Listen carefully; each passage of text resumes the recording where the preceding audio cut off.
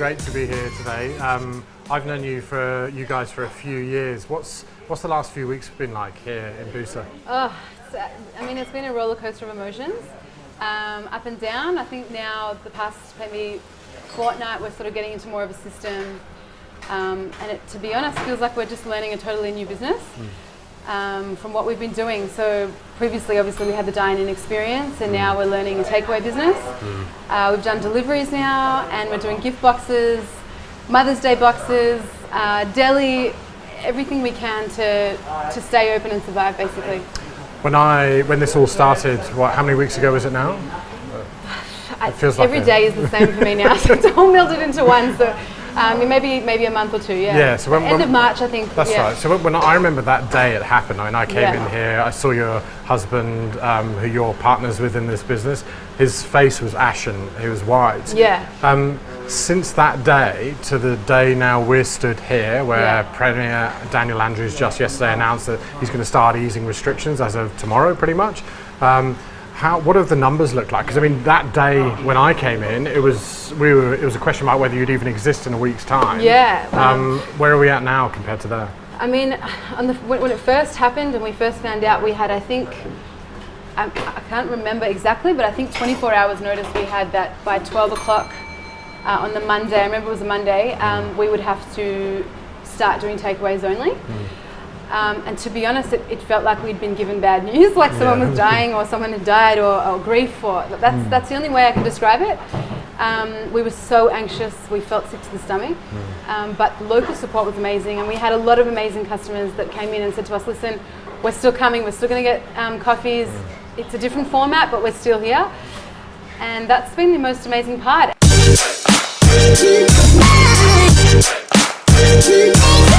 I notice you're still not on Uber Eats or any of the major platforms. How have you done deliveries without being on the major platforms, and why aren't you on one of those major platforms? I mean, I think when we were open normal trade before, running a small business, you've got so many things to deal with. So deliveries was just like, I guess, just something in the background. Yep. We considered Uber. We actually registered with Uber before Corona hit. I think you've even loaded your menus, you were saying, into Yes, we Uber. loaded our menus, everything, Yep. and then we just never turned on the button.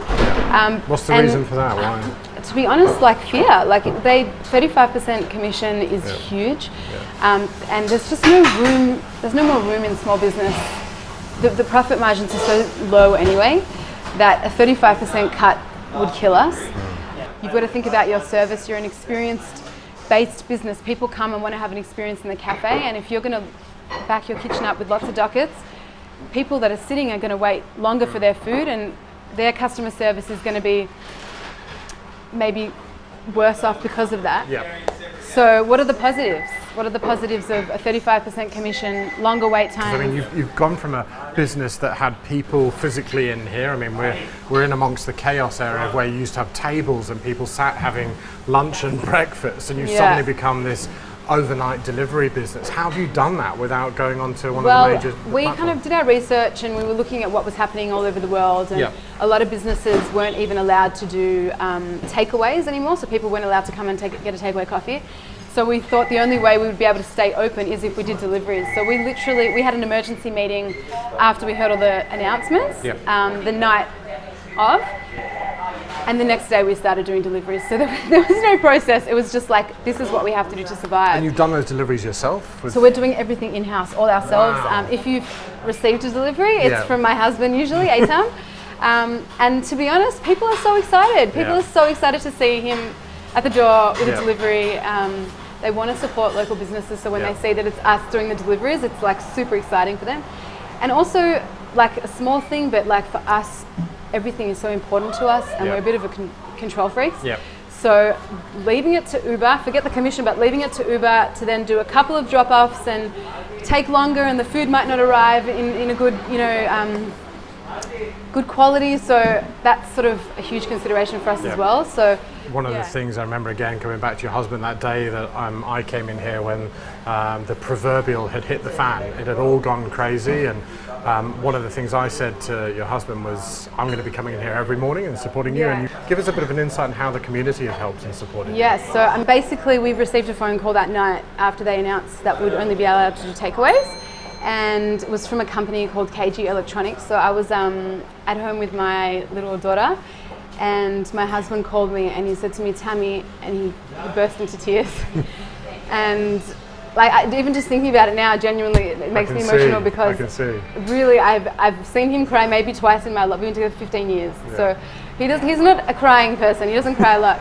And I thought something had happened or someone had, sick or I don't know. And he said to me, Doron from KG Electronic called, and he's told us that he will order lunch from us every single day until everything goes back to normal Wow.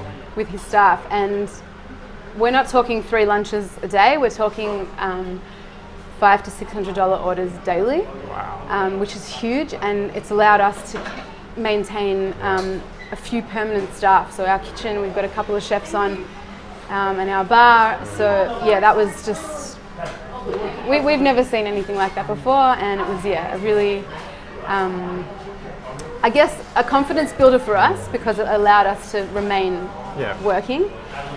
And he's been doing that every single day since this all happened. So I can see the reaction that's having just I talking can to you tell. now. No, I can see it, and that restores, apart from anything, my faith in humanity. But I mean, as with any business now, we're all using, or we should all be using this as an opportunity to examine everything that we've got. Whether you're a high street cafe like you guys, or if you're a pharmacy across the road or a butcher. I mean, this is the best time we've ever had to look at your business and examine it. How's that? Is that what you're doing? We have learnt more about our business in this past 6 weeks than we have in 10 years that we've been in cafes and owning our own businesses. Like, it's crazy.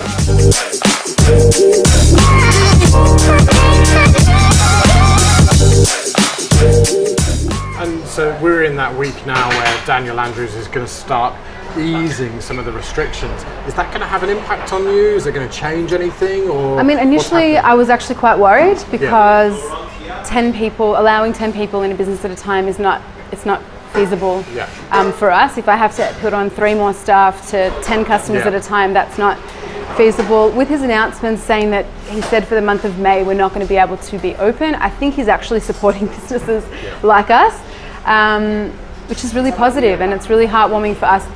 We can see that they're trying to do their best to help us, and just one step at a time. I guess we'll wait for the next update and we'll wait for the new guidelines, and we also need time to prepare now to go back to normal, because back to normal is not normal for us. We have a deli section that we're selling hummus and tahini. I had a customer message me yesterday and said to me, I'm actually sad, like I don't want that to go away. I want you guys to still do that when we reopen.